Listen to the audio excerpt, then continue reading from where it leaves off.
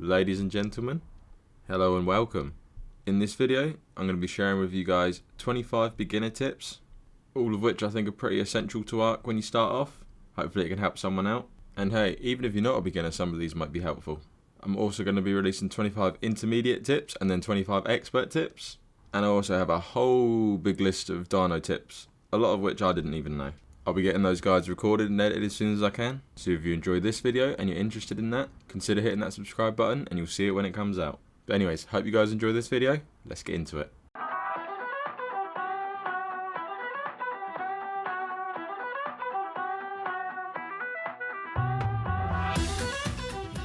Number 1. It's a very simple one, but make sure you're using the right tool for the job. For example, a pickaxe will harvest meat on a body, flint on rocks, and thatch on trees. Hatchet will harvest more hide on bodies, stone from rocks, and wood from trees. Remember, it goes further than that. You can use sickles to harvest fibre from bushes, and further down the line you can use swords and clubs to harvest organic polymer, but that's a long way away yet. Number 2. Guys and girls, get bolas as soon as you can. A majority of the things that are going to be taking you out early game, like Dilos, Raptors, Trudons, they can all be bolaed. You're not going to have a lot of movement speed early game, so your only real option is to die or bola them. Bolaing can be a little bit difficult to start with, but instead of running side to side, try to run in a completely straight line and get some distance between you and the predator trying to kill you. You can then just turn around and he'll be running straight towards you, and you can easily hit a bola. Once you've boled it, you can choose to either run or get your revenge. Number 3. Don't just spam unlock every single engram. So when you start, you can see you have all your engram unlock points, but nowhere actually tells you that you're not going to have enough points to unlock everything. So before you just go through and spam unlock everything, have a quick think about what you want unlocked and try and prepare a little bit for the future. Have a scroll through, see what you unlock at a later level and see how many engram points it needs. Obviously a lot of the early game stuff you're going to want and you will need, but just have a quick think before you go through them all. Remember, if you're playing with someone, you can communicate and decide between each other what you unlock. So for example, one of you could unlock base structures, the other one could unlock armor. Number 4. Guys, I can't stress this enough. Nighttime gets rough on ARK, especially in your first couple of nights, and I can tell you now, you are not going to be prepared for it. So I would make it my entire first day's mission to try and just build yourself a little shelter ready for the nighttime. You won't be bored during the night. You can spend all your time looking through your engrams, deciding what to make. Remember, if you need to, you can make yourself a campfire to keep warm and to give you some light inside your base. But just remember, if you're on a PvP server, if you have a fire going, people are going to be able to see it from miles away, and people will come to ruin your stuff. The majority of people on ARK on a PvP server aren't friendly. You just have a think before you do anything that might give away your position. Number 5. So thatch structures are one of the first things you unlock as you level up through the game, but you also unlock wooden structures very soon after. Now they both take similar things to make, the wood structures just obviously take more wood. I would personally recommend completely skipping the thatch structures. Anyone who sees you've got a thatch structure is just going to destroy it because it destroys so easily. You can see, for example, thatch walls only have 1600 health, whereas wooden walls have 10,000 health. Furthermore, all the other guys starting off just like you are going to realise pretty quickly that you can destroy thatch structures with just your stone picks and hatchets, whereas you can't on wooden structures. You're going to need to get metal tools. Certain wild dinos will also destroy thatch in just a couple of hits, but that wood's going to last a lot longer and give you the chance to fight back or get away. It's also worth noting, as you can probably see from these clips, that when you're hiding in the forest, the wood structures hide a lot better than thatch, and this is going to make it a lot less likely for you to be found. Number 6. Now 10 years ago I would have said get a pen and paper and remember to write down where you die, but nobody uses a pen and paper anymore, so grab your phone and take a picture of the screen whenever you die, because when you die you only have half an hour to get your things back, so you're going to be rushing to try and get back to where you died to get your stuff. Chances are when you're rushing you're going to die another 2 or 3 times. And in the panic, I could not count the amount of times that I've forgotten where I originally died. So just take a picture, it will save you a lot of time in the long run. Number 7.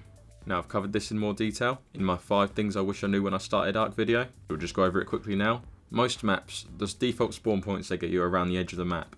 Obviously you're not going to want to stay around the edge of the map for the whole time. You're a young explorer. So as you start travelling inland, every 5 minutes or so, just build yourself a sleeping bag and put it down. They're not too expensive. Your time in ARK can go from doing good to doing bad real quick. And that few seconds to craft a sleeping bag can be the difference between you getting your things and not getting your things. Number 8. Stay near the beach, but don't stay on the beach. So anyone new to the game like you who sees this is going to want to get inside. Furthermore, when a lot of people fly, they'll use the beach as kind of reference points, so they'll always be navigating back to the beach. If you build like this, you're really not going to last long. But obviously, you need to be near water. Now I've made a second base in this clip here. See if you can see it. So it's just set back here in the tree line. It's the same size base, it's made of the same thing, but as you can see it's so much more hidden. Obviously if someone's running through there, they're going to see it, but it just takes your eye off it and deters all that unwanted attention. Simply building back an extra 30 meters or so like this could be the difference between you surviving and you not surviving. And you're still very close to the water to keep yourself hydrated. Number 9. Carry spikes with you everywhere. Now this is true for PvP and for PvE. I can't count the amount of times in Ark that I've bowled someone, gone to shoot him or club him early game, and he's just surrounded himself in spikes and there's nothing you can do. Now this also works for wild dinos. The dinos in Ark can be very stupid. If you're being chased by something like a raptor per se, you can put down a spike in front of it and keep running. The raptor will just then attack the spike and it's going to give you a chance to get away. Number 10. Now spikes aren't just handy to help you. You can also use spikes to put around knocked out creatures whilst you're trying to tame them. Because you could knock something out, scout the whole area, make sure there's nothing bad around. But at some point in your Ark adventures, if you don't put spikes around everything you're trying to tame, you're going to come back at one point and there's going to be a pack of raptors eating your tame. I normally just do it with a little narrow entrance like this. It's small enough so that things aren't going to get in there, but you can still get in to feed your tame. Trust me, it's worth doing this. Spikes aren't expensive and it only takes a few seconds, and there's nothing more annoying than taming something for an hour just for it to get eaten in the last couple of minutes. Number 11. This one's often overlooked by new players. There's a lot more exciting things to level up than weight, but throughout your whole experience in Ark, whether it be early game or late game, having weight is going to benefit you massively. So let's say I'm fighting a couple of people, I've just killed them, look at that great kit. I've taken it all quickly as you need to, but now I'm encumbered and I can't move, I'm just a sitting duck now. Now I could either get killed by someone or something else, but at the very least I'm going to have to drop some of this valuable loot in order to get away, and that's not good. We want to keep all of that stuff. Remember to level up your weight and keep an eye out how much weight you're carrying in case something like this happens. Furthermore, early game when you haven't got tames to carry your things for you, when you're gathering resources and carrying it to your base on foot, if you haven't got a lot of weight, you're not going to be able to carry much. So early game, the more weight you've got, the more things you can carry, and you're going to make progress much quicker. Number 12. You need to be getting your metal tools as soon as possible. So not only are metal tools more efficient and will break less often, they'll also get the resource that you're trying to gather quicker. Just like your weight, this is going to save you a lot of time early game when you're on foot trying to gather all your resources together. They're also extremely easy to make. A metal pick only takes one metal ingot, so you haven't got an excuse. Number 13. Use your console commands. Now, don't ask me if you can use this on console. I haven't got a clue. I've only ever played on PC. But as you can see, there's a button for toggle console. I've changed this to right bracket so it's easier. When it's nighttime in Ark, you can't see a thing. But with the console commands, you can type gamma, then 1 to 5. That's going to fix the nasty darkness in the game. And even in the middle of night, in the middle of the woods, you're going to be able to see in front of you. To be honest, Ark's default settings make it unplayable at night. So this is enough to just keep you seeing and keep the game enjoyable. I normally just switch between gamma 3 and gamma 4 for the day and night, or maybe gamma 2. But have a little play around with it. It's going to make the game a lot easier. Number 14. So on certain maps like the island, a lot of the metal spawns are bunched together on the mountains. And you may be struggling to find them at the start. Let's say you just want to get some metal tools together, so you're only going to need about 15 metal. These round smooth rocks at the side of waters that you can find, despite being really good for giving you flint, will also give you metal a lot better than normal rocks will. This will be enough to get you started, get you a smithy and get you some metal tools. Number 15. So there's nothing worse than wanting to get your first tame. You go to look at what you're going to need for narcotic to make trank arrows, but you only have 3 spoiled meat. Now meat kept inside an inventory will spoil every 10 minutes. And if that's in a stack, it will only spoil 1. You then have to wait another 10 minutes for it to spoil another one. This could take a lot of time. So you could right click on the meat, split stack, and then click split all. Or you could split half and then split all if you don't want to split it all. But now each one of these meats will have its own timer. And when that timer goes down, all of it will spoil. That's going to give you all the spoiled meat you need to make narcotic. Number 16. So the idea if you're on a PvP server when you start is to try and stay small. You don't want people to be finding you.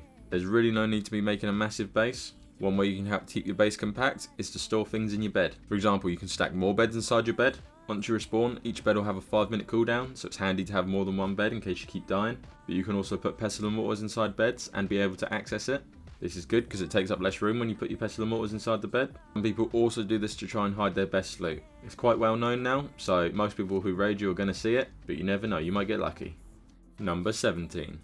Another one I can't stress enough, bring a shield with you. They're really OP on this game. At the start, you can make a wooden shield really easy. As you progress, you can then make metal shields and then riot shields, which are the best ones. Differences of these are that they get bigger and they have more durability, so your wooden shield isn't going to have a lot of durability, but it's enough early game. So these are most important in situations on PvP when you get bowlered by another player. They might be trying to crossbow you, club you, or hit you with the torch. All you have to do is crouch and just keep looking at them. They'll keep running around you, just keep following them around, and this shield is going to block most of their hits. If you're trying to kill someone whilst they're bowlered with a shield on, it can be very difficult to kill them. It's a very good way of defending.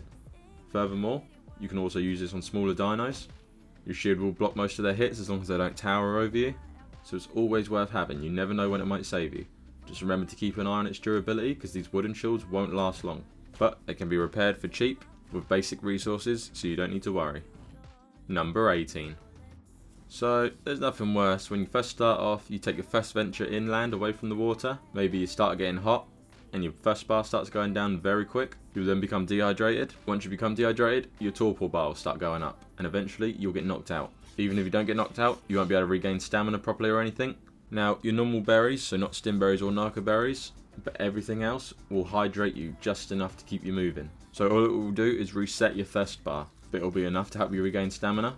Once you start moving again, it'll tell you you're dehydrated, but it'll be enough to get you to water. Especially if you've got a few berries on you, you can just keep clicking it every second or so. It will be enough to keep your thirst bar down and keep your torpidity bar down. Number 19. Guys, especially early game, remember to hotbar your stim berries. There's lots of things that will knock you out in this game, like scorpions, troodons, snakes for example, and most of these guys will just sneak up on you. They'll sting you or bite you, and you'll just get knocked out. If you eat stim berries, however, it will dehydrate you, but it will knock down that torpor bar. If you eat a few stim berries, it will be enough to stop you getting knocked out. You can then get away or try and fight back. Number 20. Sometimes in Ark, your biggest enemies aren't all the aggressive dinos, but more the harsh environment that you're standing in. A lot of places in Ark you don't expect to be cold are actually cold. Some of them you don't expect to be hot can be hot. So certain areas or nighttime you might need to build a campfire. Often, like in situations like this, just a simple set of hide armor or decent armor will give you enough insulation so that you're not taking damage from the cold anymore. In desert and hot areas you can also use ghillie armor to help keep you cool. So before you travel anywhere for the first time, do a little bit of research, try and find out what the environment's going to be like, and then dress accordingly. 21.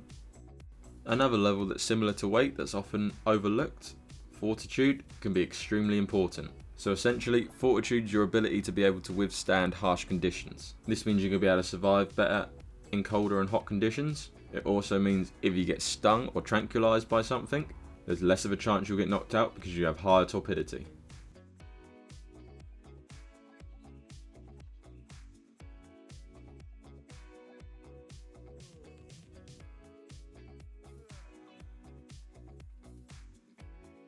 Number 22.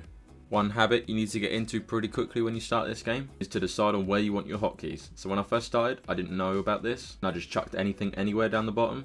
But pretty soon there'll be a time you need to fight, you need to react quick, and if you don't know where anything is in your hotbar, it's going to take you a while to pull out what you need. Ark's a very fast-paced game when it needs to be, and by this time you'll be dead. So this isn't the best way, but it's just how I always have it, personally. Early game, I'll have my pickaxe and my hatchet. I'll then always have my bolas in number 3, because I know it's just up and right from the W key. I'll then have whatever range weapon I'm using in 4. Club in 5 for if I need to try and knock someone out. Torch in 6, because early game, that could be your best PvP weapon, because torches will deal burn damage to your opponents. Some stim berries in 7, blood packs or med brews or cooked meat in 8. In my 2 side mouse buttons I'll have parachutes because you always need them, and my spyglass. Some people don't use spyglasses a lot, I use them all the time. Then later game I'll have a hatchet or a sword in 1. This is so I can cut a grapple if I get grappled. Either a comp bow or a shotgun in 2, depending on what I'm doing. Bolas in 3 because I believe you always need bolas. A crossbow with grapples in 4 in case I get picked by a griffin or wyvern. A fab sniper in 5 if I'm in that situation that I might need it. Don't normally carry stim berries late game, but you can do if you want. Then have plant Z in 7. This kind of works as a flashbang and it will dismount people from their tame if you get it at the right angle. This is usually most offensive against woolly rhinos or managamas. Then should have med brews late game, but if not, blood packs in 8. And then again, parachutes and spyglass in my 2 side mouse buttons. Number 23. So whenever you're taking damage or if there's something wrong with your player, your game will always tell you via a sign. There's a lot of signs the game can tell you, but these are probably the most important ones, and it's important that you learn them. For example, 1 and 2 both mean that you're cold, but 1 just means that you're cold, 2 means that you're taking damage from the cold. Similar to 3 and 4, you're both hot, but 3 you won't be taking damage, 4 you're very hot and you will be taking damage. 5 you're exhausted, so you need to stop to get some stamina. 6 you're over encumbered, so you're too heavy. 7, you're starving, you need to eat some food. 8 means you're eating and your food bar's going up, but your health isn't going up. If it was a picture of a med brew of arrows, it would mean your health's going up as well. 9, you're dehydrated and you need to find some water. 10, you're suffocating. So unless you're in certain caves, you're probably in the water. Remember, we're not fish, we don't have gills. Get to the top of the water. 24. Remember, almost every dino in the game will have a unique ability. If it doesn't have a unique ability, it will have at least something that it's good at. For example, herbivores are good at gathering berries normally. Trucks are one of the best early game dinos because they're very good at gathering berries. They're easy to tame because they don't take a lot of trank arrows to knock out. They can also gather thatch for you pretty decently just by headbutting the trees. Their head is also armoured, so it takes less damage from enemies. So they're pretty strong. They'll kill raptors and things. You can also charge on them. This stuns enemies. Plus, if you want to just charge through trees, it will gather you thatch and wood pretty well. And they obviously have decent weight. They have better weight than you'll have, so can be very good for gathering things early on. 25. Remember, if you're ever struggling to work out what something means on this game, you can simply hold H and that'll bring up your HUD, or you can just remember H for help and it will tell you exactly what's going on your screen. Top left is going to give you facts about what's going on around you. Bottom right, it will tell you exactly all your stats, and it will also tell you what these little signs mean, so you don't need to memorize them all. This can just help you out if you need it quickly. Guys and girls, I really hope you've enjoyed this video. If you did enjoy it, please don't forget to leave a like, it really helps me out. But thank you very much for watching, and I'll see you in the next one.